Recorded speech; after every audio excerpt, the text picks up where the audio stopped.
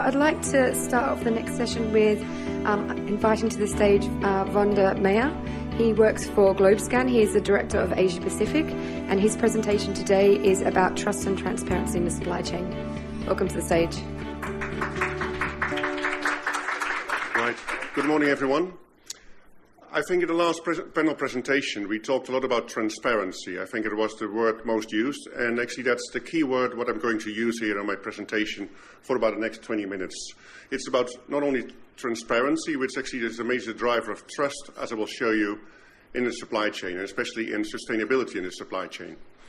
I work for Globescan, which is a small but global research consultancy. It's a Canadian-based company, but we have operations in 6 continents, including here in Hong Kong. And we work actually with a lot of brands which are happening in the supply chain, or which are working in the supply chain. I'm not showing these brands just to show off what the importance of our brands is, but a lot of these brands are actually the bigger brands in the supply chain. If you look to the apparel from H&M on C&A, we work with McDonald's, we work with Unilever. All these organizations have a lot of stake in the supply chain. And we help them understanding their role in the whole supply chain and their importance, how to make it more sustainable. This morning we mostly spoke about, let's say, going deeper in the supply chain itself, in the factories, even onto the farms. My presentation is more about the consumers and how brands see the supply chain. Because at the end of the day, if we want to improve the supply chains in terms of human rights, in environmental issues, consumers need to see the relevance of it, and at the end of the day also wanting to pay for it. So I'm going to show the context on supply chains to see how consumers, how brands, but also how experts in the supply chain on sustainability rate supply chain issues.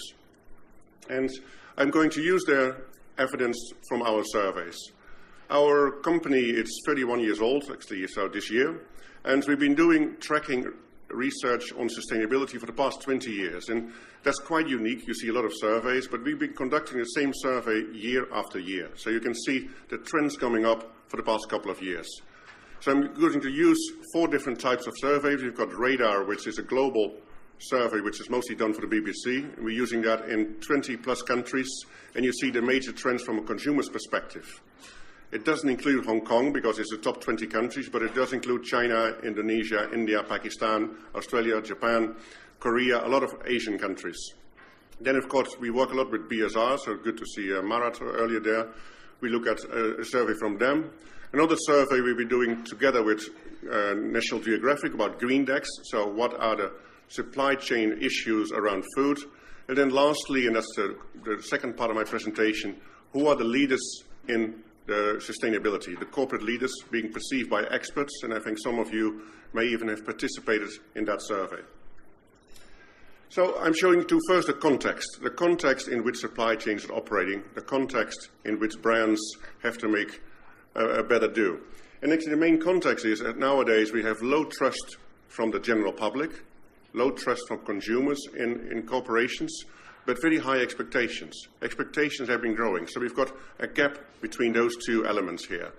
And this gap is being demonstrated by here. So we ask the general public, and this is about these 24,000 people around the world, this question for the past 20 years. We ask them, how do you rate the following institutions in terms of how do you trust them? Do you trust them very much, agree? Do you trust them? Are you neutral? A little distrust, a lot of distrust? And what you see here is a deduction of high trust minus low trust. On the left-hand side, I guess from you see the academic institutions have the highest trust around the world, followed by, by fellow citizens, by large foundations, NGOs.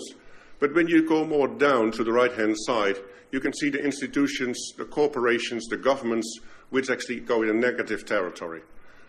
I said Hong Kong is not included, but I think the picture lies pretty much for Hong Kong as well. People have lower trust here in large conglomerates, maybe in government and in media. So this is a global picture. When we look more specifically about here, or you can see here, this is the most important thing. Global corporations actually have a low trust. And those are, of course, the biggest buyers, the brands from the supply chains here. So overall, globally, the trust in large corporations, it's mediocre at best. But of course, it's not always doom and gloom. In Asia and Africa, relatively in emerging markets, the general public has more trust in global corporations than they have in the Western world. And actually, most people see here large corporations as good employers, as good corporations to work for, and maybe better than the smaller corporations. So this is more the global picture. In America especially, but also in Europe, people have a rather high distrust of large corporations. Here in Asia and also in Africa, it's better. So that's on itself a better picture to operate in. Now, of course, here I'm taking a snapshot from another survey, the one from BSR. We are looking here at what are professionals seeing, what's the global role play in the future making of supply chains. So what's important when you make supply chains more sustainable. And you can see in who have the highest role. So we just saw that large corporations have a low trust, but they are the most important players. They are seen, of course, as those who have scale, those who have money, and those who can make a change in the whole supply chain. So, again, the discrepancy between one high and a low trust level, but at the same time, they are the main actors seen by the experts in the corporations, or in the experts to make it happen. And you can see here, from downwards on, also national governments, of course, those who have to enforce the regulations, they are the main actors next to corporations to make sustainability on a higher level in the supply chain. A bit of we mentioned a few times, it's called data rich. You see a lot of bars here, but I mean, focus on a few which are important. What are corporations, if they do the highest expectations? Now, first of all, of course, making sure that the people who work there have a decent living, that they can work there safely. And these are one of the issues we talked a lot about this morning. It's about the workers who go there. In the general public, so the people who buy the brands, they say this should happen. So that's why supply chain issues often are a risk issue. You know, it mostly becomes an issue for brands once a scandal breaks out. Of course, the biggest scandal was the Rana disaster in Bangladesh a few years ago. And after that, a lot of things were getting better. At least people saw the risk, not just for, ironically, the workers, but also for their brands, for their image. And especially if you sell apparel, whether it's footwear or clothing, your brand actually is your most important asset. Because clothes, well, you can arguably say, are not that differentiated. It's the brand what differentiates. And of course, the brand is now being judged as well more and more from an ethical perspective. So that's why it's so important that you rank high on these issues and how the general public perceives you. It's not only about the product, it also is how you behave, versus your workers and how you behave in the environment. Let's get some more data here. Another one, this is the one we did together with National Geographic. It's a few years ago, but it's still very relevant that people want to see where does the food come from, how it's being, where it's originating, and of course the countries, not surprisingly, on highest here it's India and particularly China, where people are suspicious about the whole value in the supply chain, where it's coming from. So people are demanding more transparency. Yeah, so if we can use blockchain, it's being often used, the phrase word. If you can see from the source to your plate and see what's coming from, it helps everybody, from the supplier to the consumer. Transparency is here, that's the word. Now, what is actually driving trust in that matter? And we'll see it here. Again, a matrix, which we always use a lot as consultants on importance and performance. And when we ask the general public, so this is based on those 24,000 interviews a year, what is driving trust? Because trust, of course, in a brand, it's one of your most important assets. So we identified these elements which we ask the general public. So you saw them before in earlier charts. It's creating jobs. It's providing a high-quality product, environmental friendly. You have to treat your employees well. But being open and honest, actually, as we regard it, is one of the main drivers of creating trust. That's, again, the transparency we talked earlier about today. And if you see here being mapped in this matrix, so what you see on the right-hand side is the best performance from companies. If you go more up, it's how important it is. So more right-hand side is important. And of course, the quadrant on the right-hand side, it's what you are good at and what's important. At the same time, you can see very high up on the left-hand side, it's being open and honest. That's what's being regarded as very important, but at the same time, it's not what companies do in general. So this one here, it's being as a weak factor. So the transparency, again, comes back all the time. You need to be transparent, but at the same time, companies are really struggling with transparency. If you have a problem, most companies try to hide it, and I think nowadays we've learned if you have a problem, better bring it out in the open. It will get in the open anyway, and that's how you create trust. And trust, obviously, it's one of the most important assets for your brand. So when we talk about trust and brands, let's look a bit more who are the leaders in the whole sustainability scene. And this is the last survey I like to show you about, and people always like to look at rankings, like to see scorecards. So we've been asking for the past 20 years by experts. So these polls are being done about sustainability experts around the world. People with more than 5 years experience in sustainability, either in NGOs, in corporations, but they are not the general consumers, these are professionals. And we ask those people, which brand, which company do you think is a sustainable leader? So let's look at the results from the past 20 years, which are really interesting. And first we see which are leading in this whole thing. You can see here actually that, again, in transparency, in trust, in sustainability, that non-state actors are leading. NGOs, social entrepreneurs, obviously those organizations have a good image for what they do, and that's how being rated accordingly. Independent organizations, so you can see here, although it's a different survey, it's a big overlap with the first chart I showed you about trust. Yeah, NGOs, foundations, social enterprises are rated high, and you can see here, again, national governments and corporations are much lower on this level. Here we show the brand which actually has been leading the chart for quite some time. So if we ask experts around the world which company is leading sustainability agenda, 45% of people mention Unilever, and that's really a concentrated issue now. So Unilever is being seen around the world, and I'll show you a bit the development a bit later, as the brand, the corporation who has really integrated sustainability in their overall supply chain, in their overall business management.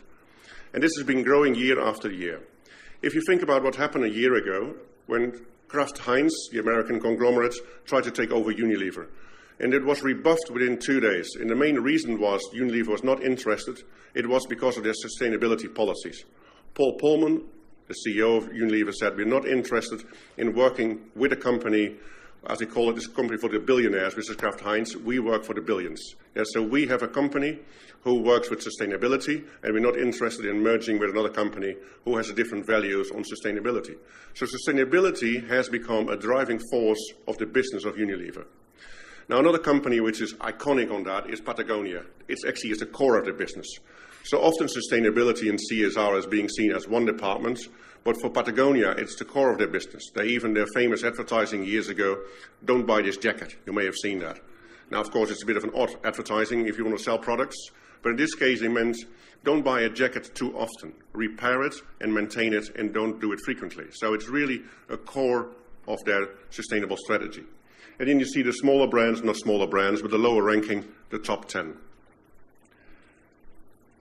And then you can see here how Unilever is taking a lead since 2009. That was exactly the year Paul Polman took over, and he is a kind of advocate for sustainability in the corporate world. He's almost like an activist in the corporate world. You can see Unilever is more and more taking the lead in that matter, followed by Patagonia.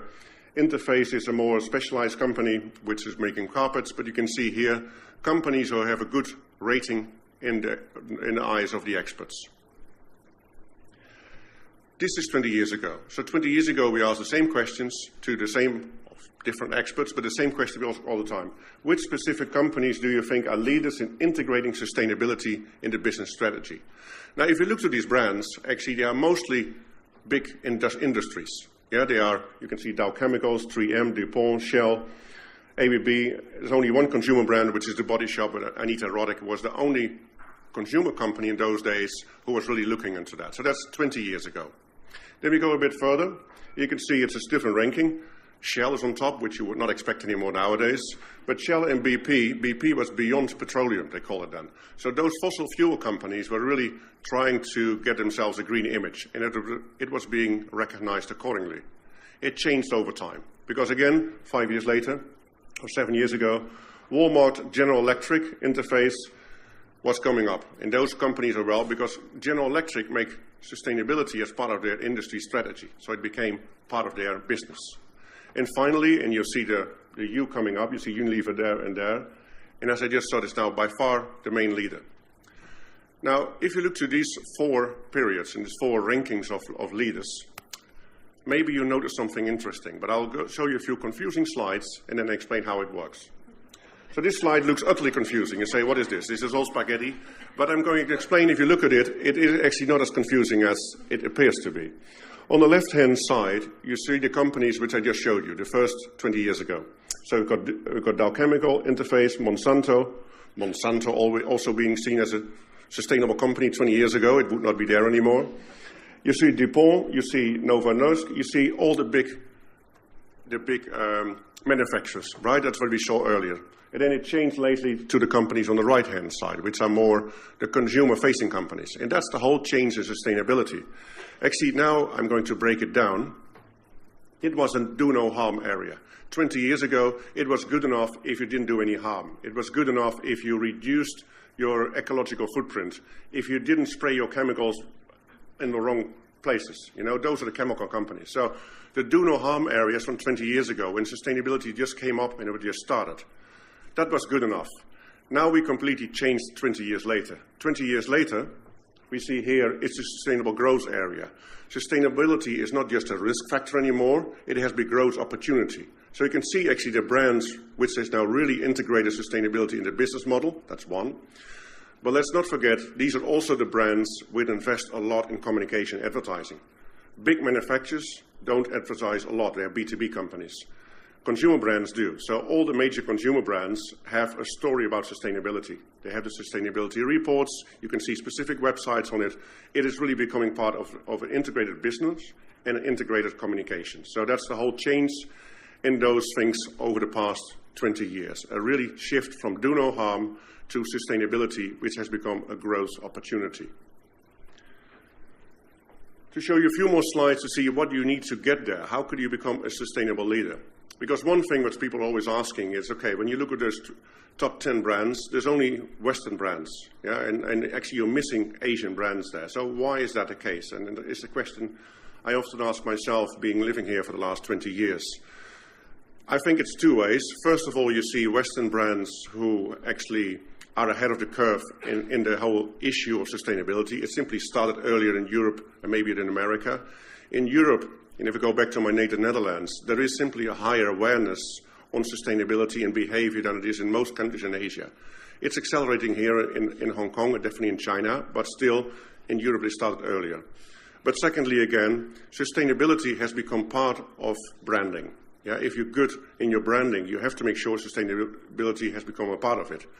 And in general, Western brands, of course, especially American brands, are top in marketing. And if you're top in marketing, you're also being easier recognized as a leader in sustainability. I think a company like Huawei does very good in CSR, and their phones are as good as Apple's, but their brand strength is not that far. It takes time to build a brand, and it takes time to have sustainability integrated in your brand. So that's the last 3 slides, and for those of you who work for Asian brands, to see what you need to do to become more of a recognized leader. Because the leadership I'm showing here is not just leadership, but it's recognized leadership, that people recognize you as a leader. So integration defines future leadership. You can't simply say we're sustainable or you have a sustainable department. And again, if you look at companies who are really doing good on it, our major client actually is IKEA. And when you look to the organization chart of IKEA, you see the CSO, the Chief Sustainability Officer, is literally standing next to the CEO on the chart. He's working together with the CEO. So in IKEA, sustainability is core of the business. It's one of the most important persons. In Asia, often sustainability reports to a finance department and then report to the CEO, or it goes to a compliance department. So sometimes you can see quite easily on an organization chart how important sustainability is in a company. Companies who lead in sustainability integrate their business, their sustainability overall in their business. You can see here it has to be a vision, it has to be innovative, and your CEO actually has to be kind of advocate for sustainability. Now, if one company comes to mind in Asia or maybe in Hong Kong, where sustainability becomes more part of their business, but also as a spokesman, it's with CLP, with Richard Lancaster, who often speaks about it. Now, of course, you can say CLP is also the biggest polluter of Hong Kong, because they still have the energy production with fossil fuels, but at least they have a changing business model, and their CEO talks more and more about changing the business model. So I've got good hopes that it will get higher on this list as well. finally, there's the last two things. So leadership and management, it actually is very important. And often companies ask you, what's your business model for sustainability? And I think last year I was in a meeting with H&M, and they asked the same question there. What's your business model for sustainability? And they said, what's the business model for non-sustainability? Is there a business model for if you're not sustainable? I think often it's the other way around. People always ask the question, what's the return on investment on sustainability? And I would say it should be the other way around. If you don't have a sustainability practice, what's the ROI on that? Sustainability products should actually be cheaper than non-sustainable products. At the moment, it's still wrong. You go to a supermarket, you see sustainability here and non-sustainable there, and the sustainable stuff is more expensive than the non-sustainable issues. It should be the other way around, and it should be a business case to be made only for sustainable products. So you need to have this part of your business, but it needs to be part of leadership, and CEOs have to lead that, because otherwise it comes down to the compliance departments and to the finance departments, and they will not lead it. So this is the last one, the advice for those of you in sustainability. If you want to have a leadership and you want to really integrate a business, you have to educate and communicate all the time. And again, if you look to the leaders, what we saw earlier in sustainability, from Patagonia to Unilever to IKEA, Tesla is mentioned too, of course, very high level of CEO, it has to be led from the top. Yeah, you can't have a department reporting to a lower department. It has to be led from the top. You have to be visible, and sometimes you have to take risks. You have to stick your neck out, and you have to say, maybe I don't have an immediate return on investment, but in the future it will be. So that's the last thing I want to be. It's only 10%, but be bold and be brave. And I hope if you do that, you will all become sustainable leaders. Thank you.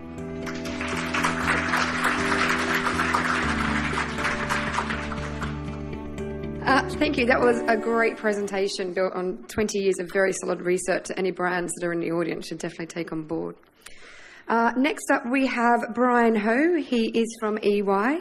He is the Greater China Sustainability Leader on Climate Change and Sustainability Services. So I'd like to welcome to the stage Brian. Good morning, friends.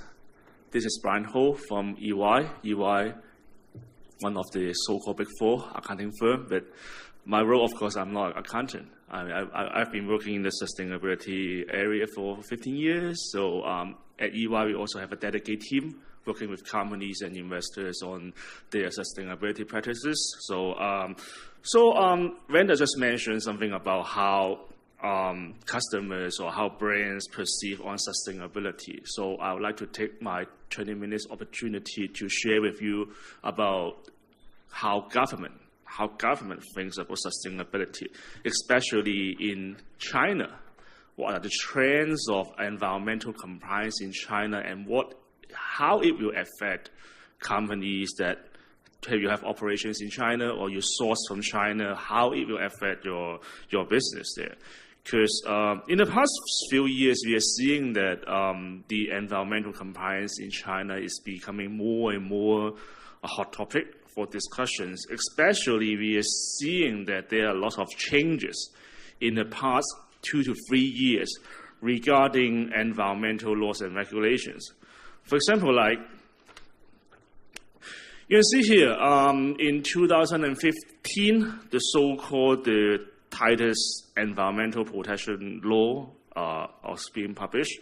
And actually, starting from 2015 until now, 2018, we are seeing that in different aspects of environmental management, the government has tried to publish new compliance requirement, update compliance requirement, new laws and regulations on this aspect.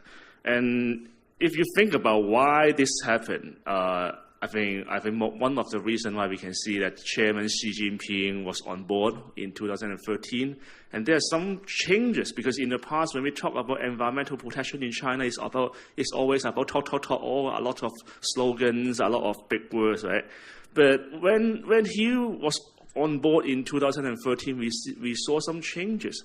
Especially the whole country is driving to another. I mean, in the past the China mainly focusing on economic development, but now there's some new terms such as ecological civilization, in which many people don't really know what that means. But we are seeing that this is happening, that the government wants to do something. I mean, to transform the whole economy into a more sustainable one, because it relates to its governance, its authority.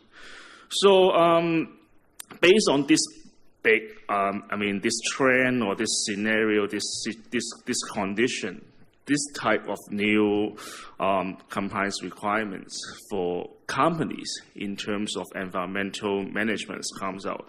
So today I'm not going through that one by one, but I would like to take two major examples that I believe that it will affect companies the most. And at EY, we have been working with companies on these two major aspects that companies worry about. First one is about so-called the environmental protection tax. It's a new thing. But it's not that new actually. This law has been discussed in the past 10 years already.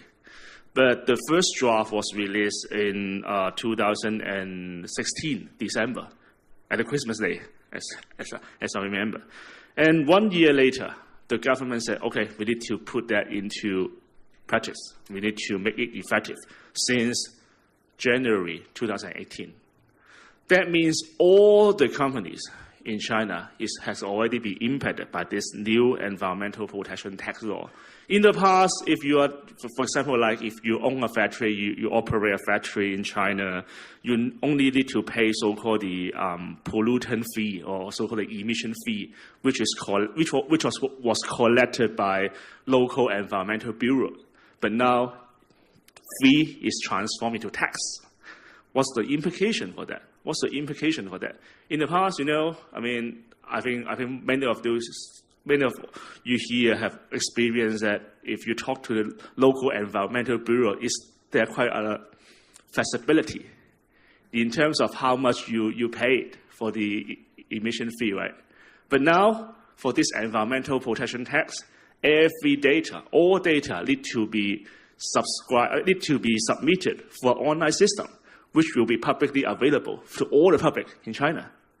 So that means, there's the flexibility gone, and you need to make sure that all the amount of pollutants you submitted to the tax bureau is accurate. Otherwise, there will be problems. So this transformation, this free to tax transformation of course, is a quite powerful measure by the government to enhance the whole business practice on environmental protection. But on the other hand, it really worries some companies because the operational cost of a business in China is getting higher and higher. But how? What is this environmental protection tax law is about? We would like to go through it very quickly. And more importantly, what will be the implication for companies operating and also sourcing in China? And what will be the implication for your supply chain management in the future? So who will be the taxpayers for this EPT? All companies. Enterprise or manufacturers directly discharging taxable pollutants to environment within the territories of mainland China. So Hong Kong is not under this EPT. So what are the so-called pollutants, the taxable pollutants? There are 5 major types of taxable pollutants: air pollutants, water pollutants, solid waste, and noise as well. It's pretty similar to how the environmental bureau charge the emission fee. It's pretty similar, but if you look at all the categories, it's become there are more. More pollutants are being covered in each aspect. So, if you are interested in that, you can look at that. And more importantly, I think if you look at how the government calculate the EPT, there will be different standards based on your locations. For example, if you own a factory in Shenzhen or one in Shanghai, the way to calculate how much money you need to pay for EPT is different. So you can see here, so for air pollutants and water pollutants, there's a range for, there's a range for total tax payable. For example, like for air pollutants, it's RMB 1.2 kwai to 12 kwai per PEW. So it really depends on where your companies or where your operations locate, and for water pollutants as well. For solid waste and noise, similar. I mean, similar to the emission fee in the past. So one really important point I want to like to point out here is that what is the implication for environmental compliance? Because as I mentioned in the past, there was always flexibility in telling the Environmental Bureau how much emission you produce per year. But now the government has set a very, very clear how you should submit the pollution data to them. There are four major ways that they suggest. The first one, the Tax Bureau recommend company to install automatic pollutant monitoring equipment at each so-called the discharge in each discharge channel. But of course, I mean, this automatic monitoring equipment, if you have, for example, like the water pollutants pass through this equipment, the data will be submitted to the Tax Bureau immediately. So that means you cannot change. I mean, in practically, you cannot change the number. So this is the first thing that the government recommend. Second, you can invite some kind of a so-called assessment or monitoring organizations to come to your company, do an assessment, and based on those data, you can submit to the Tax Bureau. But the problem is you have peak season, right? I think for most of the companies, you will not ask the monitoring organization to come to your company every month or every week. So you need to check whether they come at the peak season, the average emission amount or whatever. The third one, actually, this is the most of the company will do. The government has already published a guideline which covers 49 major industries. How companies in different industries can calculate their emissions. So you can, for companies, you can just based on this so-called the guidelines and based on the discharge coefficients, the material balance to calculate that. So this is most of how the most of the companies will do. So the last one, of course, you can do some sampling-based measuring method. So there's all kind of method, but one really important message here is that because in the past, most of the factories, when they submitted the environmental data, in my personal experience, may not be so, there's some points for improvement for compliance, may not be so accurate, may not be so complete.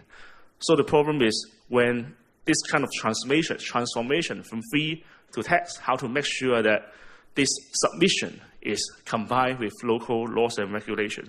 And of course, there are some non-taxable items as well. For example, if you operate a factory and your water pollutant, if you discharge to a centralized sewage or domestic waste disposal premises, it can be exempt from the EPT. Or for solid waste, if you find a qualified contractor to kind of handle your solid waste, or you sell the solid waste to a qualified contractor, it is also tax exemptable. And also there are also exemptable items, but I'm not going to go through that in detail. So I can share my slide later on because I think I've limited time here. So what will be the challenges? I want to go for what will be the challenges for manufacturers or for companies operating in China. There are several things. One is that because, as mentioned in the past, the amount or the basis for emission fee is much lower than EPT nowadays. So how you can make sure that you are paying the amount that is compliant with laws and regulations, and how you deal with this extra amount of tax paid to the government. Second, in the past, very clear, in most of the companies, who will deal with the environmental bureau? I think the production people, right? Or the engineering. But now it is EPT. Who is handling that? The finance or tax department in your company. I believe in the past, the tax people in the company and also the engineer in the company, they don't talk to each other. But, now they need to talk to each other. So how? How to make sure that they speak in the same language and make sure that all the data are consistent. Because if there's any non-compliance in submission being found in future, all of your data, your case will be publicly available in local environmental bureau website. It causes quite a lot of problem. So this is the first thing, how to deal with this kind of extra cost. Second, about the additional tax burden. As mentioned, different locations have different the basis for EPT calculation. I guess you can assume that those in red is the area that will be heavily affected by this EPT. That means every location such as Beijing, Tianjin, Hebei, Shanghai, Jiangsu, Zhejiang, that I believe many companies, you have your factories or suppliers there. How to help them to get prepared, not get prepared, actually, this law is being effective already. But how to make sure that every step they submit to all the data, all the information they submit to the tax bureaus is compliant with local laws and regulations. It's very important. Third, very practical issue that I just mentioned. Tax people and engineer or production people, they don't talk to each other. In the past, just one line communication. Production people talk to environmental bureau. But now it's forced that there are 4 parties involved. So how this EPT work? So, for example, I'm a company. Every quarter, I need to submit the data to the local environmental tax bureau for a system. They have they have their several forms for you to fill in. So the tax people at your company, they will need to submit the data. Once the taxation bureau get the data, they will upload it to their database. This database is nationwide. They can compare all your data with any companies in this country. For example, they will check whether your tax or your tax submitted or your figures or your amount of pollutants submitted is comparable to your peers in the same city or comparable to the industries. If they find that your data submitted is not reasonable, they will ask the environmental bureau to come to your company to check. If they find that it's a problem, so you'll get into trouble. So how to make sure that the 4 parties, finance people at your company, engineer at your company, the taxation bureau, the environmental bureau, they can make sure that they speak the same language. They communicate well to make sure that this submission is compliant with laws and regulations. It's very important. But in my experience, since June last year, my team has been working with more than 100 companies on this EPT related services. But most of the companies, what they find most difficult is how to build this internal communication mechanism. It's the most difficult part. And more importantly, I think our colleagues from IPE will talk about that, means the potential challenge on your brand. Because as mentioned, besides some EPT, actually another new regulations in China is about the emission permit or so-called a pollution license. That means if you operate a company that need to produce pollutants, that will produce pollutants, you need to get a license. In the license, that they will list out your energy consumption, all your emission data. In the past, that license only have around 8 pages. But now that this so-called new license has 40 pages that cover all your information about your company in terms of emissions. And by 2020, all companies' emission permit will be publicly available in local environmental bureau website. So, for example, if you have 100 first-tier suppliers across China, everyone can look at the environmental bureau website and find out whether they comply with local laws and regulations. So, I believe that many NGOs will be very happy because they can look at your data or how you manage your supply chain in terms of environmental performance. So, this is a brief update. I'm not scaring you, but this is what happened. This is what's happening in China. And it is April now, and actually all the companies have already need to submit the first, to do the test return for the first round for EPT by April. There's few days left. So make sure that if you have colleagues in China or you are suppliers in China, they know what's happening. Otherwise, there will be some potential risk. So, to conclude, I would like to share with you our thoughts. It's too much here, but I'd like to share with you with our thoughts. There are several major core messages here. One is that there are more and more environmental compliance requirements. That means there are more compliance risks. Are you sure? Can you make sure that you know where the risk is, how to manage that, and for many companies, how this kind of new environmental compliance risk can be integrated to your enterprise risk management. Any internal control on that? Who's checking that? Who's checking that everything is under control? Is the first one. Second, that I believe many brands here, you have been investing money to build the capacity of your suppliers on environmental performance. But whether we can see, whether they can meet this new compliance requirement, and also whether this kind of programs work, you need to do impact measurement as well as valuation.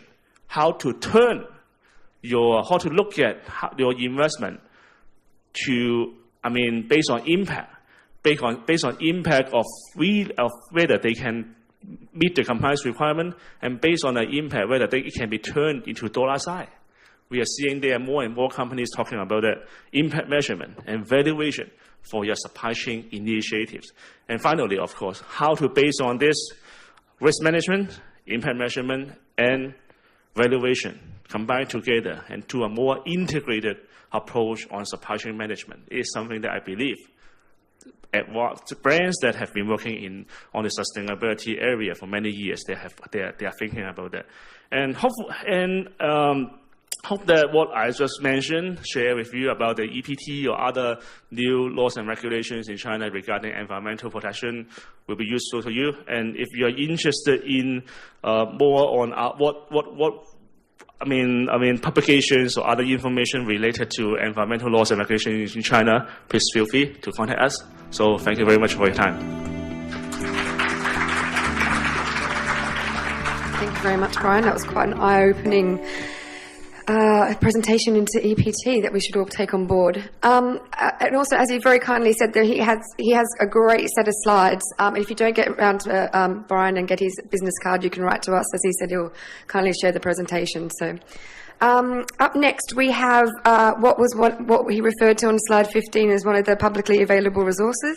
We have EPE, which stands for the Institute of Public and Environmental Affairs.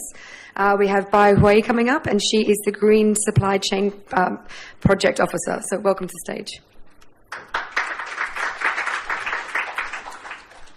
Hello, I'm Bai Hui from IPE Green Supply Chain team. So some of you may never heard of IPE, so I will introduce IPE briefly first. The full name of IPE is the Institute of Public and Environmental Affairs. And IPE is a non-profit environmental organization based in Beijing, and IPE aims to promote information disclosure, public participation, and improve environmental governance mechanisms. So today, the topic I'd like to share is greening China's supply chain, and I will introduce IPE's work on green supply chain. So last week, the CCTV News exposed 3 factories had illegal dumping of waste, which has attracted a lot of attention.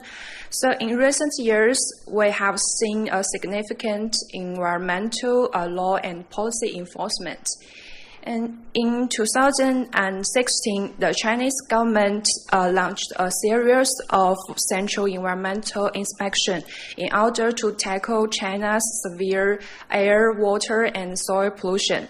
So up through September 2017, the inspection has already covered 31 provinces and autonomous regions and provincial level municipalities across China. So the environmental inspection has not only investigated and accordingly handled tens of thousands of cases of enterprise environmental violations, but also put pressure to the local officials, and finally helping to begin to work through issues of local protection towards the polluting enterprises. So compared to the limited fines in the past, the punishment issued to the violating enterprises over the course of inspection, such as the frequent ceasing of production for improvement and shutdown orders, so may sharply raise the cost of violation for enterprise.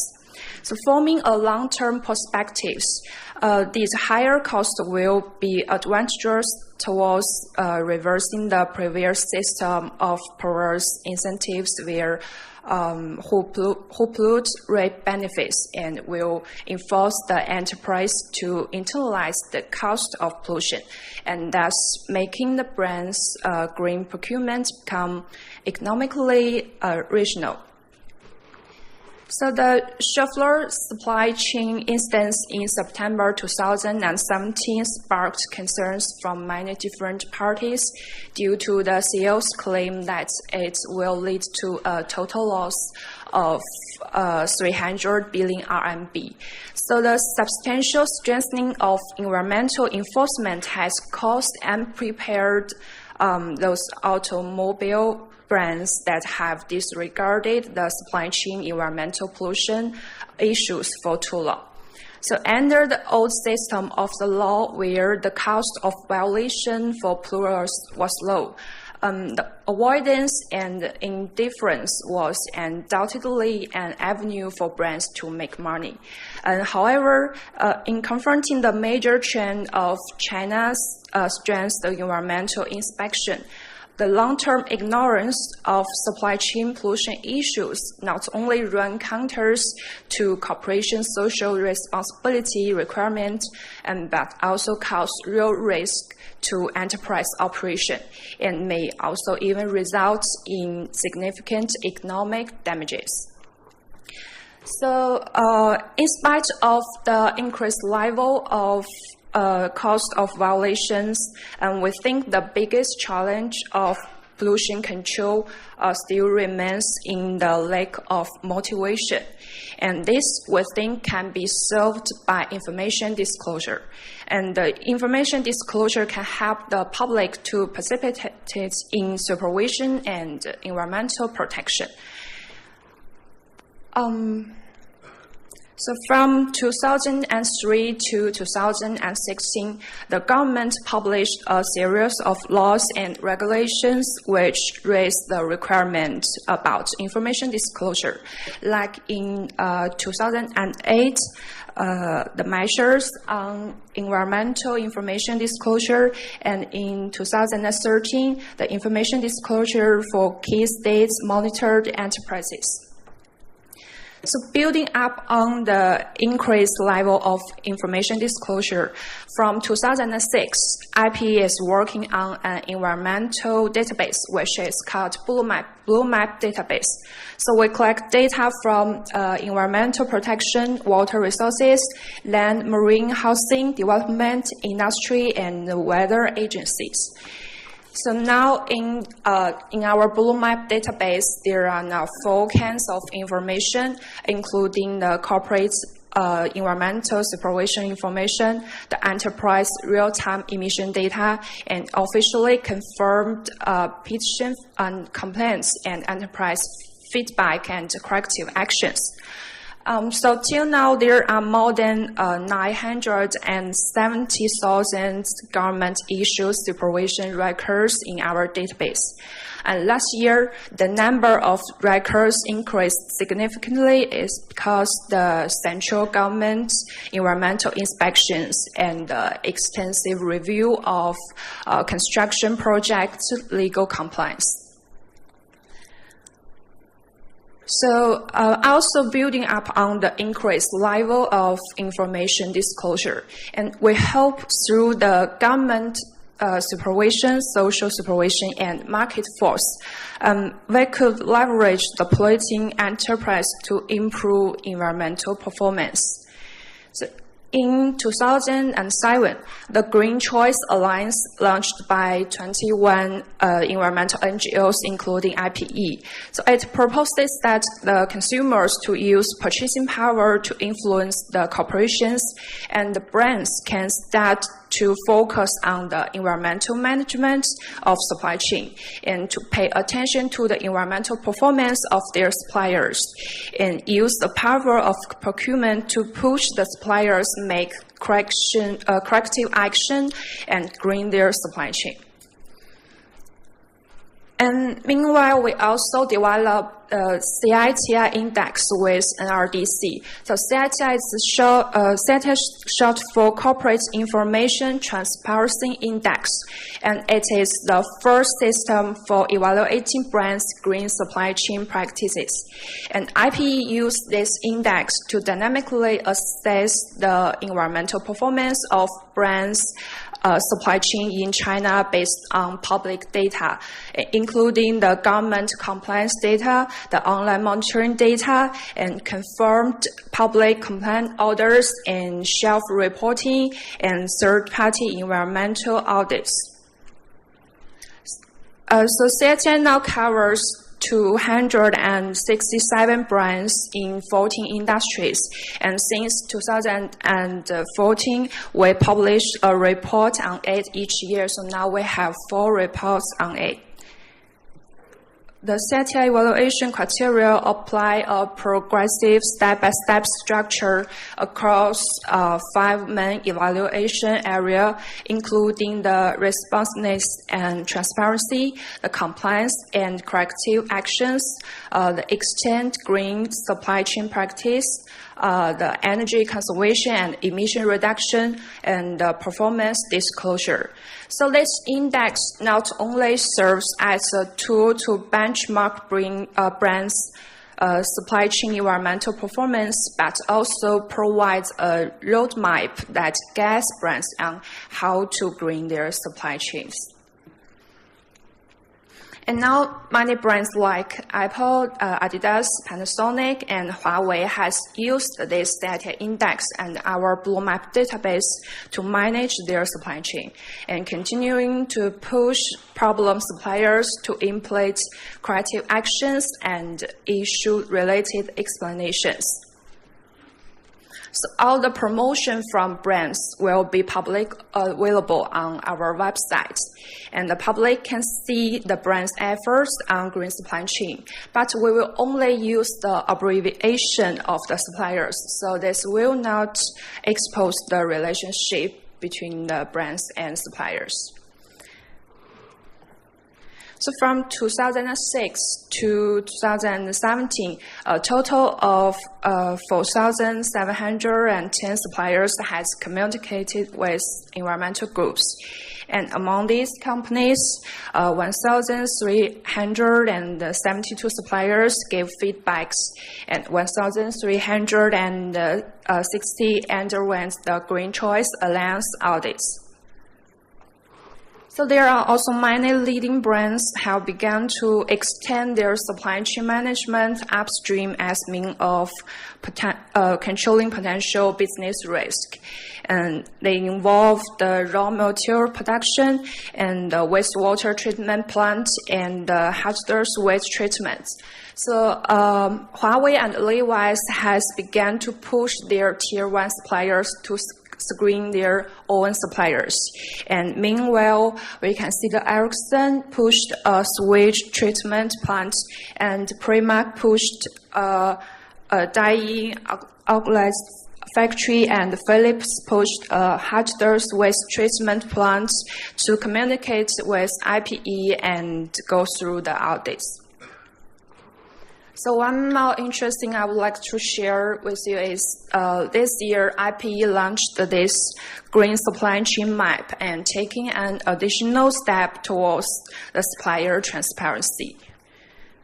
So the Green Supply Chain Map is a leadership initiative dedicated to showcasing brands' commitment to supply chain transparency and environmental management, and it openly links brands' supplier list to public available environmental data, including the real-time data for air emissions and wastewater discharge. And brands voluntarily join this map demonstrate leadership by going transparent towards their concrete actions to monitor and improve the environmental performance. So this map creates a channel for these brand suppliers to publicly verify their environmental compliance, and at the same time, it also allows the consumers to incorporate brands' efforts to minimize the supply chain environmental impacts into the purchasing decisions. So MAP users could filter by brands to view and understand each brand's supply chain, and they can also filter to see the types of data that each facility disclose, including the real-time emission data and feedbacks and corrective actions. So till now, Gap, Puma, Adidas, Target, Esprit, Inditex, and New Balance has joined this map. And from this map, you can see some shared suppliers. As you can see, this company is the shared supplier of Target, Esprit, and Inditex. So due to this supply chain map, the transparency level increased significantly in China's textile industry.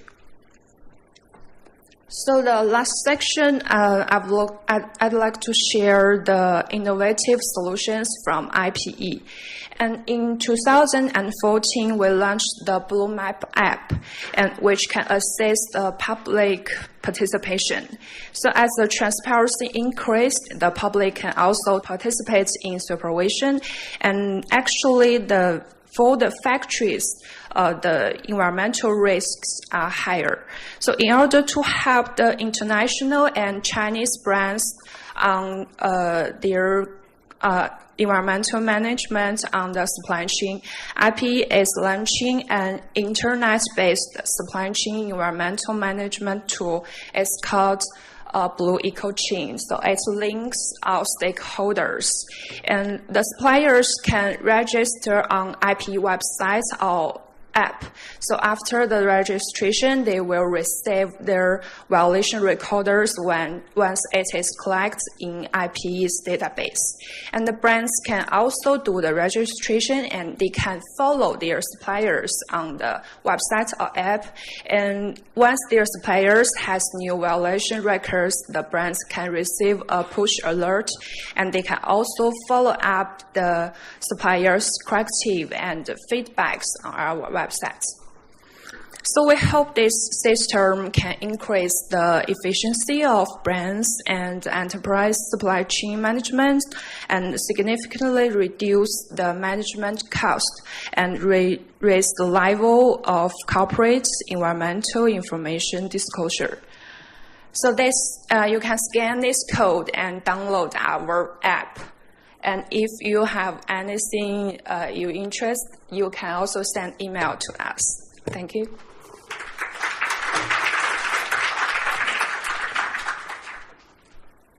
Thank you very much. That was great. The power of information disclosure, so especially through great products like the Blue Map, CIT Index, and the Green Supply Chain Map. Next up, we have Caroline Bouisset from Fristads, Kansas. She is the Head of Sustainability and Corporate Responsibility and Asia Quality. I think that's the longest title yet. She's going to be taking us through a walk through her company's chemical compliance program. Good morning, everyone. First, I'd like to thank Courtney and of course, AI for organizing this event and just allowing us to basically share information and share also our experience. So I'll be talking about our group and what we do in our group, just to give a bit of an example of things that can be done. So Fristads, Kansas, it's a bit of a complicated name. It's a Scandinavian company, Scandinavian group, and we've got brands a little bit everywhere, but mainly in Scandinavia. What we do is it goes from heavy workwear, that means anything of uniforms that you would wear when you're on an oil plant, or you would be working on construction sites. And we go down also to what we call light workwear, which would be for hospitals, which would be for dentists, which would be for quite a lot of things. And we also have what we call cooking, everything that has to do with catering and that has to do with chefs and canteen. So it's quite a large range of uniforms that we do. This means that we're mainly on catalog. We also answer tenders, but we're mainly on catalog. And this gives you an idea also of the kind of products that we produce and the kind of care that we want to put in our chemical compliance. So, to give you a bit more of insight on our group. So Fristads, Kansas is a group which we have 11 brands that you can see here. It's a small group because we're like 2,000 people. We have 3 own factories. One is in Sweden, one is in Latvia, and one is in Ukraine. Okay, so we go from like high risk to very low risk countries in terms of production. And on top of that, we have 600 factories that we partner with. And this is not only garment factories, of course, this is also including all our tier 2s and tier 3. That means goes from all trim accessories and fabrics. So, we've had a journey since 2008. So for us, sustainability has been quite a young thing, okay, a new thing. So in 2008, we built all the documents that we had to have our compliance program built on. So we shared all the principles of United Nations, looked in ILO, took part with Fair Wear Foundation to basically have them support us in building all our documentations. Oops, sorry. Thank you. Building all our documentations. Then, once we had that, we started trying to map a little bit our supply base. And this took quite a lot of time because, as you've seen, we've got quite a few brands. And all the brands had to come together and say a little bit, this is whom we produce with, this is what we produce, and how we produce it. Okay, then we decided in 2013, well, according to the kind of products, 2011, sorry, according to the kind of products we do, okay, it is going to be a mandatory requirement that we get all our nominated fabrics being Ocotex certified.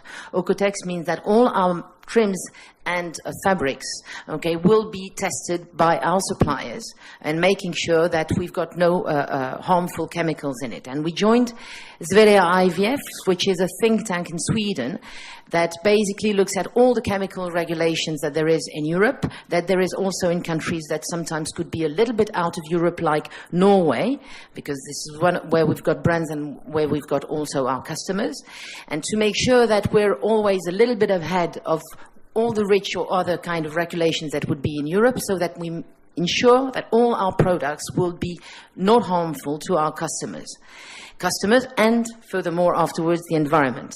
So we did a little bit of organizing a little where we wanted to go, and in 2014 we decided to have full transparency. The idea behind that was that all of our brands had a lot of suppliers, okay? And when I mean suppliers, I'm not talking factories. So it can be a supplier that has different factories, several ones. So we decided, okay, we want to have full visibility, and we want to assess where we're going to be, where we're going. So we merged, in fact, what we called at the time CSR department with the quality department, meaning by that as all our orders are inspected, we wanted to make sure that we've got also visibility on all the factories where our goods were produced. At the time in 2014, we probably had, for a small group like us, we probably had over 1,000 suppliers. By having visibility, as you'll see further, we push it down to today only 600 suppliers. Then we decided, of course, to join for visibility and internal also ownership. We decided to join a few organizations like United Nations Global Compact. We joined also the Accord in Bangladesh. We joined Amphori in 2016 to basically support us in our work, because before that we were doing audits at our factories, but we were doing audits under our own matrix. So, as you all know here, all the factories and all the different suppliers are overwhelmed by the number of standards and audits that they can get. So we decided, okay, let's group in an organization that will support us and where we can share information with other customers, and make sure that we stop overwhelming our suppliers, but instead of doing that, we work with them definitely in supporting them how to achieve the proper standards and to understand it, okay? And then in 2017, we decided, and you'll see afterwards why, we decided to create our own chemical compliance program, in-house one. We're also a member of BEPI, which I'll talk a bit later about. Okay. Just to explain quickly how we do our strategy, because we're a group, okay? So at group level, we handle all the compliance, whether social, environmental, or chemical. That means that we have a database amongst all our suppliers, or all our brands, sorry, where we have visibility on all the suppliers and each and every factory that produces any kind of branded products from our group. This is handled by the group. We also give strategic directions, and that would be for environment, it would be setting up the targets for CO2 emissions per country and per brand in each of the countries. So that's our risk management and strategic goals that we set at group level. Afterwards, each of our brands have the goal and have the task to set their own strategic goals in terms of environment, especially because each of the brands in each of their markets have different requirements. And we'll go to there and I'll explain you why. So, how do we do our supply chain compliance? And this is important also going forward to chemicals, as you'll see. The first step for us is that any kind of factory that will work for any of our brands, okay, will have first to fill in a supplier self-assessment. We ask all questions from and they will have to fill it themselves. We ask them basically, what do you do in terms of overtime? How many overtime? We go up to how do you store your chemicals? What is your data collection? What do you have an environmental management system? All these kind of questions, which they will have to look at themselves. Then we, of course, send them our code of conducts and our restricted substance list, and I will go back to that afterwards. In this period of time, we have our product development in each of the brands who can basically start working on the product development. Then, if everything goes to plan, okay, we put an audit in place and we do it through BSCI in all the high-risk countries, BSCI or SA 8000. If the audit passes, okay, then it's good to go and place orders. If the audit doesn't place, if the audit, doesn't fails or is E or zero tolerance, and I'll go back to that so you'll see a little bit what is the zero tolerance about. If the audit fails, like E or zero tolerance, and again I'll go back through it, then what we do is we support the factory and see will they be able to achieve it? But anyway, we can't start placing order and we can't start production. This is very important for us to keep track on what we're doing. Afterwards, when order is placed, basically it's an ongoing process of supporting the suppliers to remediate on each of the areas where they have problems. Then, next one. Okay, this gives you an idea very quickly, because I don't want to go too much into detail, what today we find as zero tolerance according to the BSCI and according to what we have. It's about child and bonded labor and harassment, it's about unethical behavior, and it's about occupational health and safety. We've categorized these three in risk answers. For us, it's a code red. That means that we know that any of our brands who would be facing these kind of issues, okay, could be out there in the press or even could be harmed very drastically. So we have a process of addressing these issues internally, involving quite a lot of stakeholders, from the CEO of the brand to basically the supplier owners to even quality department, but involving everybody so that everybody's on board to know what's happening, how do we react with our suppliers, how do we discuss with our suppliers to remediate these issues, and what time frame we have. So I'm not going to go too much into the details of that. Okay, now if we go, thank you. It goes very quickly, this machine. Huh? If we go to the environmental risk, okay, just for us, how do we approach that? First, the big thing for us is to think we need to be leading by example. We can't ask our suppliers to do things if ourselves we're not doing it. Okay, so leading by example means we have requested in all our brands to be in Europe, okay, to be ISO 14001 certified. Okay, so they've gone through the process. The ones that were already certified under the 2008 version have to go through the 2015 version, which is much more demanding in terms of implicating and empowering everybody in the company. Then we are implementing the BEPI, which is the Business Environmental Performance Initiative that is supported by AMFORI, in our own factories. Okay, we can't ask our suppliers to say, okay, you're going to be looking at how you do your environmental work without doing it ourselves first and knowing what it takes, and also being able afterwards to support our strategic suppliers. And then we're looking at product and customer safety. So to do that, since quite a long time, and as we remember as Veria, we've got what we call a restricted substance list. This includes, and you'll see it afterwards, a lot of chemicals. This is a mandatory requirement for us, for any of our suppliers and each of their factories before starting business, that they sign this restricted substance list. We also have 80% of our raw material in our garments that are nominated, meaning by that our product development teams, okay, choose and the fabric and the supplier. Okay, and also we request, as I said, that all our fabrics be Ocotex tested. When it comes to Bangladesh, in terms of environment, we're very particular, because in Bangladesh, most of the suppliers we work with are integrated from top to bottom. So they would knit, they would dye, and then they would make the garments. So we're very precautious about making sure that their effluent treatment plants, what they have usually internally, are looked after on a regular basis. We've got teams in Bangladesh who will go and review the data of these plants on a quarterly basis. And finally, as it was talked about before, in China recently, we review all the environmental inspection reports and schedule. And where are we? Okay. This is just to list quickly what is our restricted substance list. So it's based on, of course, all the banned chemicals in REACH, but also everything that has to do around POP regulation, biocide regulation, the SVHCs. And this list we update it twice a year. Okay, twice a year we see whether, with our partners Veria, we see if there could be other kind of chemicals that could be not completely banned, but would be on the verge of being banned soon, so that we take a bit of advance in it and know that we will have to take it out of our garments or different kind of components of our products beforehand.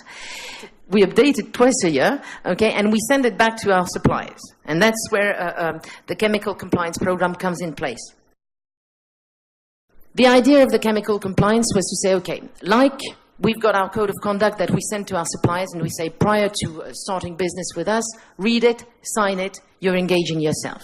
We've got this restricted substance list, which today probably has around 150 to 162 different chemicals. We update it twice a year. And we each notice that when sending it back to suppliers and say, please send it back with a signature of each of your factories, sometimes we had suppliers 10 minutes after it was back in the email. Okay, so we thought probably not a lot of people are looking at that. Not a lot of people are digging a little bit deeper. So we decided, that was the big background, we decided let's do the same thing like we do audits on social and environmental compliance in our factories. Let's try to put a program together, okay, to make sure that we have none of these substances in any parts of our garments. So we worked with a third-party inspection company to support us in putting together, according to each of these tests and according to each type of garments or group of type of garments that we had, to put basically different kind of chemical testing. And I'm not talking about physical tests, it's really chemical testings for each of our groups. Then we discussed with each of our brands and told them, come to us, give us, for the first year, give us your core fabrics that you think could be at risk or that you think is the one that you've got the most volume on. And then in the second part, which was last year in 2017, give us all the products where you don't have nominated fabrics. That means where we don't have testing on it. And we started going through the process of the testing, making sure that we had no one of the bad chemicals in it. Up to now, we've been quite good and quite lucky. Everything is fine. The idea also behind that is to, of course, we want to make sure that we don't have any harmful substances, nor for our customers or any other person, but also for the environment in it. But the idea also is to say, okay, this is for us a starting point for us to go further and say, how do we make our products more sustainable? I'm not going to go through the process because I don't have time, okay, how we do these chemical compliance. Up. Okay. This is how we rate our results of tests, and I'm not going to go into detail in it, but it's more or less like we do the audit so that we've got like the same pattern and the same process. So that's this is, I think, the important phase, is to say, okay, once we've done all that, what do we want to do? We've defined that in most of our products and throughout the different brands, we've got leading fabrics, we've got leading core ranges with fabrics that we know either are green or either are environmentally friendly as we classify it. So that enables us to say, okay, we give direction at group level that within the next 2 years, we should have 100% of our products, that everything should be basically done within these kind of core fabrics. The other thing is that we think also that we should be the ones working with our customers to tell them, okay, now that we know that we've got good products, there are also other kind of raw material that can make a difference for the environment. Why not changing from polyester to recycled polyester, from cotton to organic cotton? There is a little cost to start with, but the impact on the long run is much better. We also, throughout the different countries that we have, try to offer an open discussion with either our customers but even our competitors on how can we do, if we don't do the full life cycle, how can we work on circular products, circular reuse. There's a lot of companies in Scandinavia especially where you don't do a lot of, full life cycle, okay, but you do a lot of reusing. You can be second-hand, you can, or you can tour it, but it's trying to support our industry and support our customers in bringing solutions where we will try to be a little bit more innovative and where we'll try to cooperate all together. And finally, one of the big things also we're starting to do since the 1st of January, we're trying to offer our customer a footprint on each of the products. That means they can know, and they've got the choice, they can have a fabric that comes from Europe, a garment that is made in Asia, and then brought back to them, or they could want to reduce their CO2 emissions, and we can give them the possibility to do that. Thank you very much. That was very useful. I think we at the beginning we heard a lot of trends, but it's very interesting to see how a brand actually kind of rolls it out through their own kind of sustainability journey. Last on our speaker set before the panel, we have Charles Coletta. He is from the Fourstar group, and he's going to be having a chat to us about the challenges of small factories in China. Welcome to the stage. Okay, I'm going to give you a little bit different perspective on compliance, especially environmental compliance issues in China, because I think there's a very unique situation that exists there. I've been working in China for about the past 15 years, and I do have a unique perspective. I've been in over 1,000 factories as an auditor, as an inspector, as a buyer, and as a consultant. So I've seen a lot of the situations that exist. Right now I'm the Senior Vice President for Quality and Compliance for Fourstar Group. We are a trading company that deals with almost all major retailers in the U.S., in Europe, and some in South America. So we have over 2,000 products, consumer products that we're manufacturing and that are being made in about 1,000, but actually 1,200 factories. Mostly in China, but also in Vietnam, Cambodia, and Philippines. So really, as you've heard in many of the presentations up to now, environmental compliance can be a challenge almost anywhere, and certainly is a challenge in Asia. But I think that in China, because of the predominance of small factories that are doing production, it can become a very unique challenge. There are well over 10,000 small factories in China that are producing goods for sale in the U.S., in the EU, and in South America. A small factory, this is my definition, really it's about 100 workers or less. Like I said, there's over 10,000 of them supplying all major retailers. And you wonder, why do retailers work with the small factories?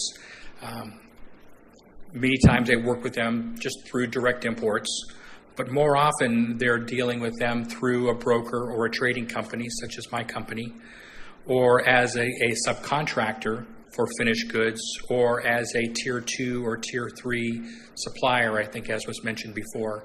So it's as difficult as they can be to deal with, it's almost impossible to not deal with small factories in China.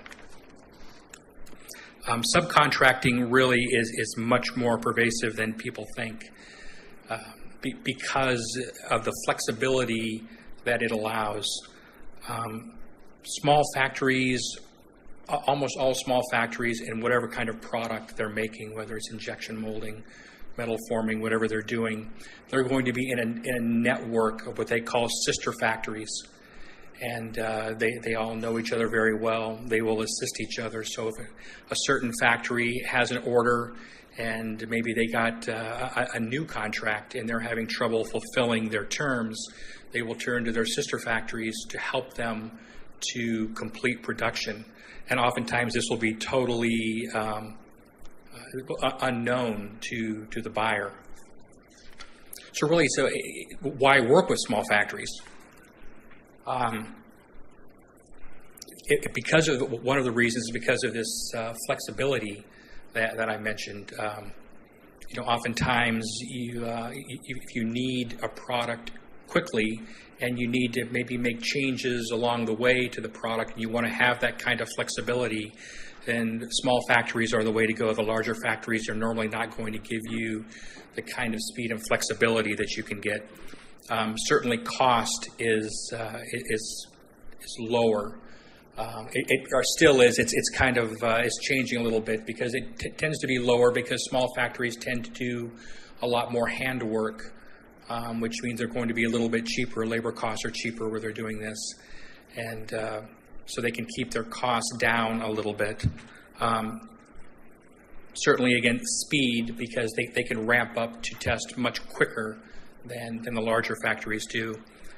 They tend to be more open to innovation. If you want to work with the factory to try new ideas, to try a new process, again, the smaller factories are much more able to do this than the larger factories. And location, oftentimes you just want to choose a factory that's going to be close maybe to your shipping or to your research and development, something else, then you can usually find a factory that's going to be closer to where you want to be. Those are the reasons that you really would choose a small factory. So what are the compliance challenges? What makes compliance difficult to manage in the small factories? Certainly price and cost, and what I mean here are by the driver. Keeping cost down, which is one of the primary reasons for using small factories, means that you want to reduce overhead as much as possible. And certainly they're going to look at price and cost as overhead. We'll get into this in a second. Actually, on each one of these, I have a little bit of a discussion point that we're going to go into. So price cost in the small factories, again, profitability is based upon very small margins, but they make their profit by doing a lot of turnover, a lot of rapid work. So adherence to foreign compliance regulations really, from their standpoint, is just viewed as a reduction in profit. Why should we have to do this? And I'll get into a little bit more of this in a few minutes. Another challenge that you'll find a lot with the small factories is documentation. They're very difficult to keep documents. They don't normally have a compliance office. They may not even have a QA officer. So it's normally the production boss or maybe even the factory boss that's keeping documents. And if they have the documents, they're going to be handwritten. So it's difficult to trace through. And there's also, you may be aware that there's a not a policy, but there's a practice in China among small businesses of keeping two sets of records. It's kind of their internal records and their government records. So oftentimes when you want to look at, if you want to trace documentation for environmental compliance, it's very difficult to even know what documents to look at. And in translation is always difficult. I went in one factory and asked to look at some water treatment compliance documents that they had, and I was given a purchase order for bottled water from Taobao. So you have to be careful of what you ask for and what they supply to you. The lack of technical knowledge, this is one of the biggest challenges. As I said, the smaller factories normally don't have a formal compliance officer or group or department. And so the technical knowledge is going to be quite low when it comes to some of the issues that we're dealing with here. You try to explain phthalates to the factory boss. I mean, it's difficult for anyone to understand exactly what a phthalate is. They have no knowledge of what a phthalate is and what it means. And things like REACH, ROS, CARB, they don't really understand either what they are or what the purpose is of them. As a matter of fact, Cal Prop 65 labeling requirements, I mean, they're a mystery to me. And trying to explain this to the factory about why some things to be labeled, some things don't need to be labeled, because of a court settlement ruling. Again, it doesn't mean anything to them. So you have to act as their compliance group many times to be able to explain what you're doing. Again, I think like Brian explained in it was an excellent talk he gave about the EPT in China. The smaller factories are really going to be a lot under the radar, even though China is cracking down a lot more on environmental standards. And again, they're using this tax method to be able to get companies to track and limit restricted substances. But these smaller factories tend to fly a little under the radar. The Chinese government tends to focus a lot more on the larger factories. And there's also this concept of, I think Brian mentioned this too, most of this is dealt with on a local level. And I think the word he used was manipulation, and there's a lot of manipulation that goes on at the local level. If you know certain people, you know certain government officials, maybe you can schedule your audits, or maybe they don't even do audits. That it's much more difficult for the governments to control what's going on in the small factories. But it doesn't mean that the factories don't take advantage of things like EPT. I've noticed recently I've gone for a couple of unannounced audits to a factory, and when I get to the security gate, the security officer calls to the factory, and there's a conversation that goes on, and he comes back and tells me, no entry, we're not working today because there's a government environmental audit going on. Well, I look and I can see all the e-bikes and all the bicycles, and everything seems to be working on, but they're now kind of using this as a way to be able to avoid unannounced audits, to say that they're closed because the government has closed them for their own environmental auditing. Subcontracting. Again, this is one of the most, as I talked a little bit earlier, this is one of the most difficult things to control because companies keep this so opaque, and they want to keep it that way. They don't want you to know when they are using their sister factories or other factories to help them in production. And so even if you do a pretty good job in environmental auditing, you get your paperwork, you've done your audits, and you have a pretty good idea of what they're doing, that may be only 60% of the actual production that you're receiving. 40% may be coming from 3 other factories in 3 other provinces that you don't even know about. And that can make it very challenging. You really, I'll talk about solutions at the end, but it's so important that you develop a good relationship and a good partnership with your factories so that they will be comfortable in discussing with you about subcontracting, and you let them know that you're not going to penalize them for this. You just need to know for your auditing purposes. And but it's funny how the small factories will really take advantage when they need to. I had an issue with a product that failed some testing that was done in the U.S. And when I went back to do a corrective action with the factory, and when I asked them, what happened, how could the products had lead in them? They found lead in the U.S. And I asked them, how could this happen? We're doing our testing here, and they said, oh, well, that was the last 20% that came from our sister factory in Ningbo. And I said, well, we asked you about subcontracting. Why didn't you tell us then? Well, we didn't think it was important then. Well, but now it's important because they have someone else to blame for a failure. Spot purchasing with small factories is also an issue.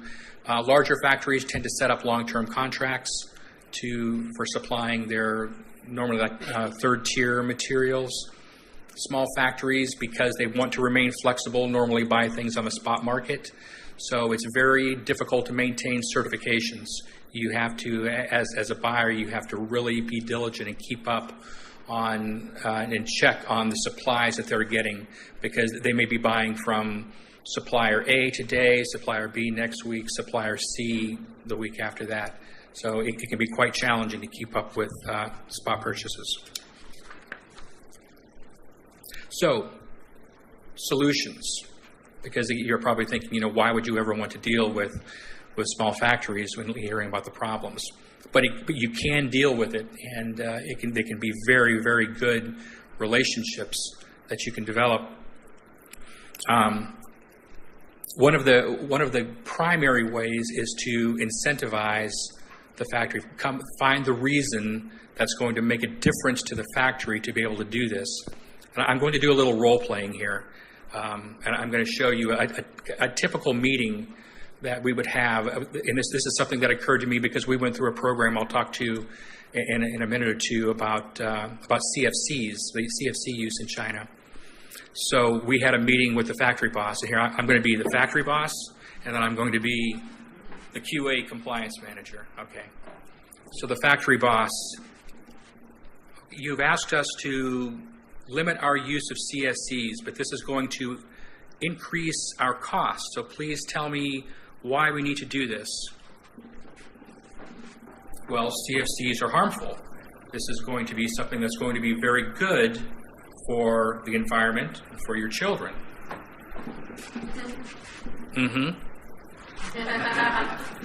And also, China is a signatory to the Montreal Protocol, and your country has agreed to limit them.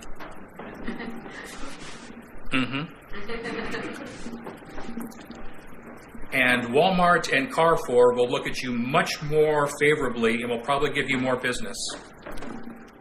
Oh yes, we hate CFCs. We're going to reduce them immediately. I can tell you that we're coming with a program now that will get rid of them.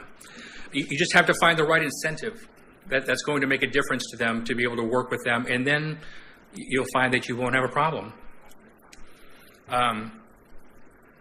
Also training, and I certainly mean training of your factory partners, again, because oftentimes, since they don't have a QA or a compliance group, you're going to have to be their acting group, so you're going to be the one that's going to have to train them. But also internal training. This is personal for me, what we have to do. And I'm going to do a role-playing exercise again and show you, and this is very typical. This is, as the QA manager, I'm with the buyer, the merchandising manager, and we're meeting with the factory people. So I'll be the merchandising manager first. Okay, we're here to talk to you about making our purple widgets for us. And I have a few questions. The first one is, can you reduce your cost by 30%? Okay, the second question is, can you ship by next Tuesday? Great, great. Okay, thank you. And then this is me whispering in his ear. Oh, one more question. Does the product function properly? Oh, most of them? Great. Glad to hear that. Okay. Thank you. And then I'm whispering again, whispering in his ear. And he's saying, really? Do we have to? Oh, do you use any hazardous materials, hazardous substances in your production? How do you spell plutonium? So we've had to have many training sessions within our group to train our merchandisers to do their homework up front. Don't wait until we're well into production when orders are filled to be able to talk about the companies and their environmental programs that we can do to help meet our customers' needs. I talked about partnerships. I think that is one of the things that in my time with Fourstar, I've really stressed that if we can develop partnerships with our factories where we trust each other, and then it's so much easier to do the work, to trust what they're going to tell you, that if they're having an issue, you can work with them to get it solved. And again, the diligence oversight, again, I keep repeating that you have to act as the compliance manager for your factories, because it's not that they don't want to do this, they just don't understand it. They have no idea what to do to be compliant.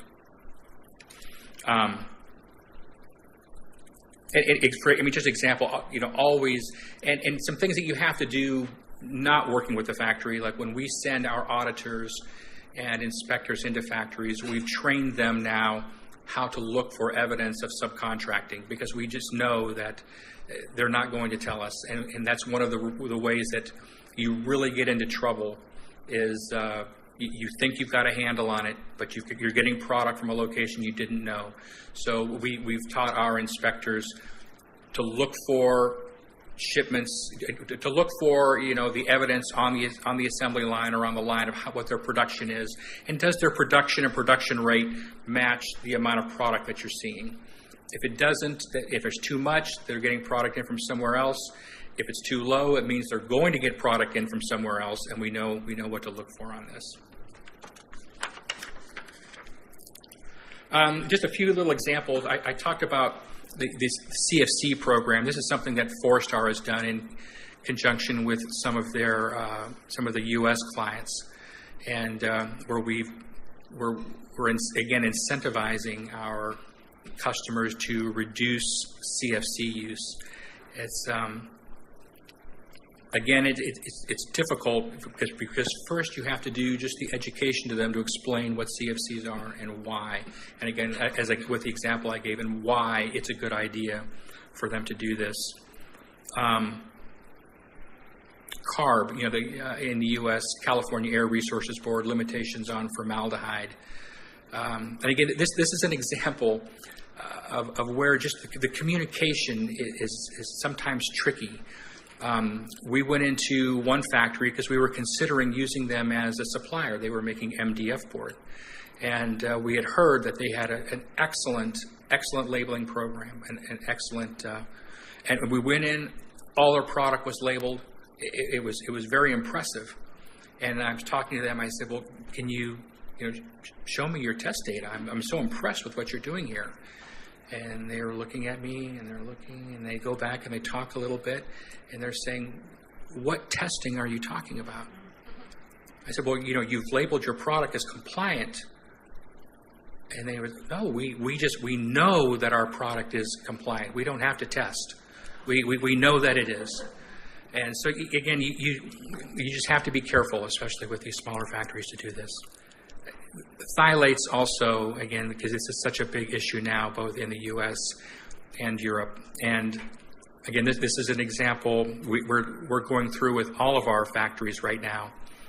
And we will build testing programs for them, for their suppliers, because again, they don't really know it, and because they tend to buy so many things on the spot market, that we have set up, made it very easy for them to sample, to send sample to us. We will test at our own cost, to be able to, and once the factories figure this out, that it was easy even to protect them, then that they're much more compliant with us now in working with us to send samples so that we can keep up with keeping track that they are all phthalate free.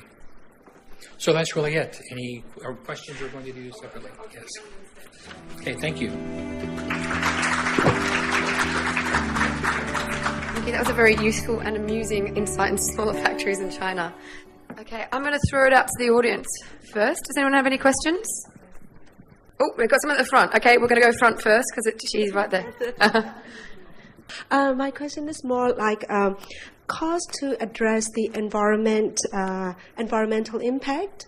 It's like tax and things that it's really kind of affect the whole kind of investment or profit margin of the business. And I would like to know, okay, how that will kind of, is there any kind of risk can be on the labor? Because in our work, we can see that sometimes, since environment issues is very much kind of strict, and then like when the costs increase in that sense, and then the factory or the supplier try to kind of save the money by kind of exploiting or not giving the kind of the like.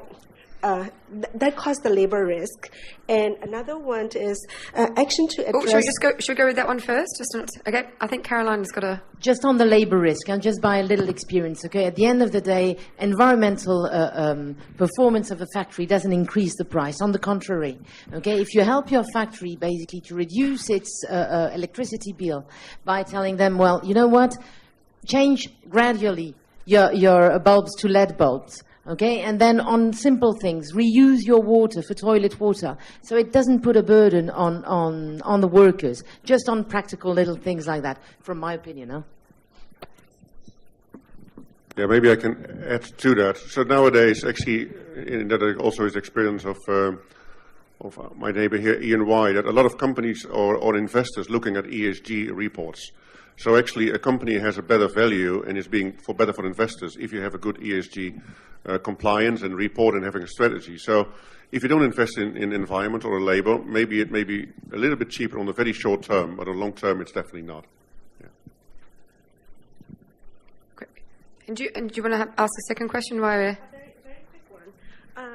Because in some of the factories, we can see that some there are some action like illegal fishing, for example. It's very much linked to the environmental impact, but at the same time, it's also increased some of the labor risk as well. So I think whenever making some decision on the environment or other thing, and then it's very important to hear what are the things that impact the workers. For example, sometimes a very simple thing like because we want to save water, and then in the factory they change the water regulations or water system, it's really affect the productivity or like the workers affected by all these changing with small system with the water, but and then without addressing those issues, and then all these workers become very much kind of affected by changing the tap, for example, water flow.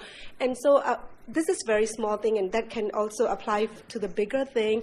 So the point here is how, like, talking about the environment, but also like how these environment folks and the labor folks can talk together to make sure that the two, like the cross-sector collaboration or listening to each other will also make sure that it's not only affecting, like impacting better environment, but also it's also lead to the better labor protection.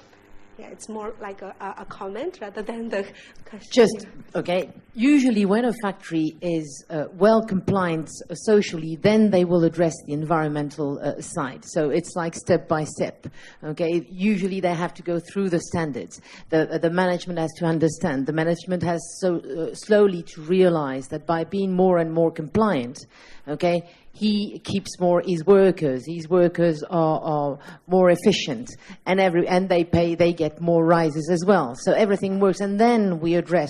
Usually that's how it works, and then you address the environmental side. So there's already, like I would say, an atmosphere of trust in between management and in between supervisors and in between workers in the factory. So usually it's not one thing separated from the other. It's all a group of things. So, in my opinion, it works quite well. Great, thank you. I think we had a... Oh. And this is mostly to Charles. I'm someone that deals mainly with what you would categorise as smaller suppliers in China. I'm thinking about the amount of regulations at the moment, and you didn't touch on it, but we deal a lot with conflict minerals, which is extremely complex, and it's yet another overseas regulation. We're not in danger of over-regulating certain industries to the point where some very good smaller suppliers may actually cease to exist because of the amount of complex regulations that we're seeing at the moment. I 100% agree with you, and we see that all the time. I didn't bring up conflict minerals, although we see that same issue. The best advice that I can give on this that we use is to talk with the factories during your initial negotiation process about the regulations that you're going to be dealing with. They normally become a problem when it's a surprise that's brought up later, and the factory has already gone through their planning process, they've set their labor, they've set their materials, they've set their production lines, and then if it's, oh, you also have to meet this regulation, that's when you're going to have problems and they're going to hide things from you. If you discuss it up front and they can try to build it into the cost, because it's all about cost, then normally you can build the kind of relationship with them that you can have production that you can feel confident of. Hi, Caroline, I think that's for you. I work for a quite small, also Scandinavian company doing sports equipment. I'm right now in discussions with a consultancy firm about a restricted substance list and how to ensure compliance. And they are advising us not to have a list, but merely saying to our suppliers and ask them to sign that we don't want any cancerogenic substances at all. Yeah, but you still have to give them some advice about which kind of chemicals you're banning. And it is a regulation also for Europe that we make sure that any kind of the banned substances that are in the REACH list are communicated to our suppliers. So there is first, I would say, a support to suppliers where you've got to explain what they've got to be looking at. And second thing, there is a regulation that we've got to abide with. So not giving them anything, I think, is a big risk. Yes, and you don't think it's enough to tell them that you need to comply with a REACH, for example, but we have to make a list for them as well? It really depends on the type of product you have. So I think it's very important to know how your products could be harmful and identify that. So that's very important. Once you've done that, it can be some substances that are in the REACH, some chemicals that are banned in the REACH. But for us, we know that by making workwear, heavy workwear garments, we've got some that are in the SVHC, we've got some that are in the Bouisset. So we know, and according also to the legislation of the different countries, Norway is not part of Europe. So they allow certain type of PFOAs, where in Sweden and in Europe you don't allow it. So it needs to be precisely looked into. That's why we're not a chemical company, okay? And we decided let's get a bit of support from Sverige IF in Sweden, okay? So that we make sure that we know to what extent we can harm and our customers and the environment. I would like to add, I think it's important that you devise and look at the test protocol that you have for your product. Almost all factories in Asia are very accustomed to working with a test protocol, and the protocol will list all of the regulatory devices that you are using, whether it's REACH, ROS, whatever it is, and it will list the testing that has to be done and the restricted substances that are not allowed. This is something that's really quite standard, so for them to tell you to not supply a list, normally it's going to be included within the test protocol that you work with them. Okay, thanks. Just one more thing. Within the company then, do you have people who are scanning the global market for all this kind of restrictions, or are you working with a third-party company who gives you all this input for the restricted chemicals? Again, you've got European and international legislation, okay, as Charles was mentioning. And then afterwards, yes, we do work. We've got chemical engineers in the company who take care of raw material, but we also do work with Sverige, who's an outside think tank in Sweden, who is specialized in analyzing and in reviewing on regular basis the kind of chemicals that could be either put on REACH or other kind of list that could be banned, or either will be a problem in the future. I think for your purposes, what you were talking about, you would find that it would be helpful for you to talk to one of the third parties, the Intertex, the SGS, the AI, these companies. They keep they keep a database of all restricted substances for just about every country, for every application, and they would be able to help you with that. Hi, thank you for the multifaceted presentations. I had a question about, as the manufacturers are also the supply chain management, do you find that these sustainability compliance goals are driven by consumers, governments, brands, or investors? Who are the players in the whole kind of ecosystem who are really actually pushing the trends to allow these the different manufacturers to comply? Do you think that the manufacturers are kind of passive in reacting to these forces? And my second question is for Fristads. And in your process of merging the CSR department with your quality department, how is that process possible? Let me answer on the last bit first, okay? The only thing is we have requested all our suppliers to give us the name of the factories. We inspect 100% of finished orders, okay? So that means we've got a big quality team around the countries where we produce, okay? Our suppliers know that they cannot ship an order if it's not been inspected by one of our QCs. Okay, so in this regard, if our QCs, it takes a bit of training, okay, and it takes a bit of data and data management. If our QCs are requested to do a final inspection in a factory that is not in our list of factory and of active and compliant factory, they will not do the inspection. If they don't do the inspection, the goods are not shipped. If the goods are not shipped, the factory is not paid. So it works easy. But do you, was the company also focusing on other CSR projects, and how did the CSR, kind of the corporate social responsibility, kind of merge with the quality insurance? Well, I just took the two roles, okay, and we merged the two teams. Okay. So the company was very for that. But that was the idea. The idea is that how do we get real visibility and transparency on our factory base? And that's what we came up thinking, like, if we've got this tool of 100% inspection on all orders in Asia, so let's take, and in the rest of the world, let's take that, merge it, train our QCs. Okay, of course, quality was still working a bit with production, okay, in terms of like following up of the quality of the products. But definitely it was also to ensure that we've got visibility, that our QCs also, either when they do final or if it's a new product, let's say they will do an inline or a start of production, okay, they are trained to identify major deviation, harassment, child labor, any kind of closed doors or whatever, or unsatisfaction of the workers. So these are little things that also they've been trained on. Yes. I want to answer your first question.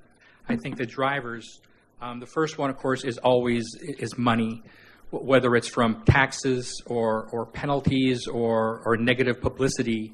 That is always going to be the biggest driver to compliance. That the second one, I think, if I remember your list, was, of course, then government is legal challenges, is to stay out of court and to stay out of jail.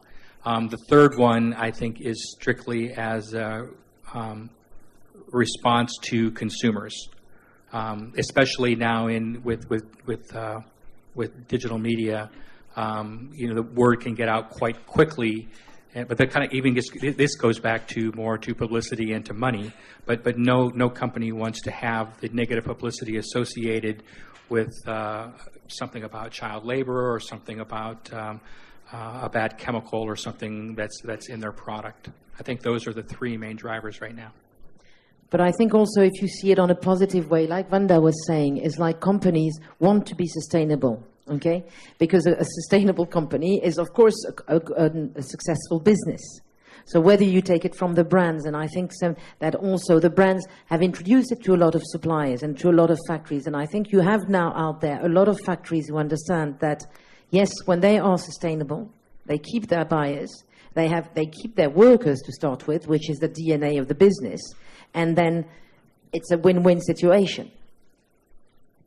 Yeah, maybe I add one thing on that. So when I showed this slide going from the do no harm area to the sustainable growth area, what you see actually that brands have changed over time. I mean, I do think that the manufacturers, the plants in China are more reactive on the money, what we just talked about. But more and more we see now, first we saw the brands and the consumers, but now most investors have become a lot more greener as well. And that's, yes, simply follow the money. They see where the money is going to. That's where you see the money will stay. It's lower risk, but also where the growth opportunities are. So I think there's never one clear-cut answer, but it's definitely moving towards this green. I do believe that strong regulations are still the best driver of moving forward into a greener world. And of course, when the questions ask, don't we have too many regulations? Well, I rather have too many than too little. That's another thing too. Yeah, I would like to also want to echo Wendy's point regarding the capital market.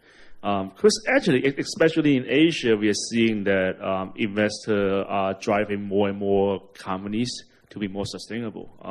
Especially on, for example, like we are seeing the stock exchanges in the Asian countries, in Hong Kong, in China, Taiwan, Korea, Japan, Singapore, Malaysia, Thailand, all of those, they're requesting all the listed companies to disclose their sustainability performance. And investors are looking at that. And I mean, in Asian countries where civil society or customer pressure are less, I mean, government and investors, they're pushing the whole sustainability movement of companies. So, and I expect that there will be more and more initiatives here in the region. And I think companies will have more pressure or motivation to work on that. Great, thank you. I think I'm going to close it out there. The speakers will be around for lunch, with the exception of Caroline, unfortunately. So if you want to capture them then. Firstly, big thank you to the speakers. If we could give them a round of applause.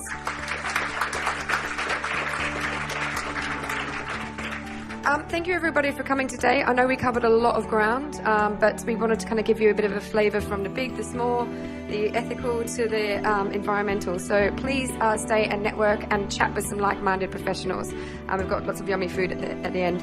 Thank you very much.